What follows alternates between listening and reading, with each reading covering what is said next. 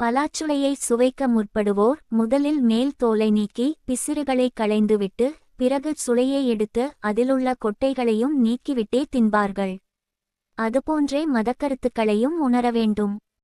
நம்ம பாட்காஸ்ட் பார்க்க கூடிய 70 விழுக்காடு மக்கள் சப்ஸ்கிரைப் இல்லாமையே பார்த்துட்டு இருக்கீங்க. சிலர் பலாப்பழத்தின் முன்தோலையே மதம் என்கிறார்கள். அவர்களுக்காக பரிதாபப்படுகிறோம். சிலர் பிசிறுகளை ஒட்டிக்கொண்டு மதம் என்று அலைகிறார்கள்.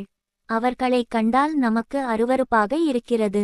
மற்றும் சிலர் கொட்டையுடன் பலாச்சுளையை விழுங்க முற்படுகிறார்கள். அவர்களை கண்டு அனுதாபப்படுகிறோம். ஆனால் உரித்தெடுத்த பலாச்சுளையை போன்றது தான் இஸ்லாம்.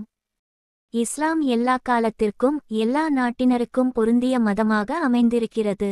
ஒரு 10 ஆண்டுகளுக்கு பிறகு ஏதாவது ஒரு பிரச்சினை தோன்றினாலும் செய்ய வேண்டுவதெல்லாம் நபிகள் நாயகம் அவர்களுடைய கருத்துக்களிலிருந்து பகுத்தறிவு விளக்கம் கொடுக்க வேண்டியதுதான். எல்லா பிரச்சினைகளுக்கும் விடை காண முடியும். பிற மதங்களிலே அற்புதங்கள் அதிகம், அடிப்படை உண்மைகள் குறைவு. இஸ்லாத்திலே அடிப்படை உண்மைகள் அதிகம், அற்புதங்கள் குறைவாகவேயுள்ளன. இஸ்லாம் வாளால் பரப்பப்பட்டது என்ற கூற்று அர்த்தமற்றது. இஸ்லாத்தை பரப்ப வாள் பயன்பட்டதில்லை. ஆனால் சிலுவை யுத்தங்களிலே இஸ்லாத்தை காக்க அது பயன்பட்டதுண்டு. இந்தியாவில் முகலாயர் ஆட்சியும் மற்ற முஸ்லிம் மன்னர்கள் ஆட்சியும் இருந்தபோது முஸ்லிம்கள் 1 கோடி பேர் கூட இருக்கவில்லை. அந்த அரசுகளெல்லாம் மறைந்த பிறகே 10 கோடி மக்களாக பெருகினார்கள்.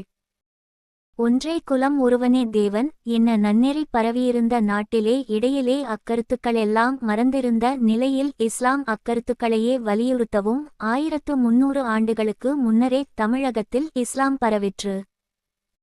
தொட்டிலிலே படுத்துறங்கும் குழந்தையை தட்டி எழுப்பிய உடனே தாயை எப்படி கட்டியணைத்துக் கொள்கிறதோ அவ்வாறே தமிழகத்தில் இஸ்லாமிய கருத்துக்கள் தழுவப்பட்டன. ஒரு நிமிஷம் ஒரு சின்ன மெசேஜ். சப்ஸ்கிரைப் பண்ண எல்லாம் நல்ல உள்ளங்களுக்கும் நன்றியை தெரிவித்துக் கொள்கிறேன்.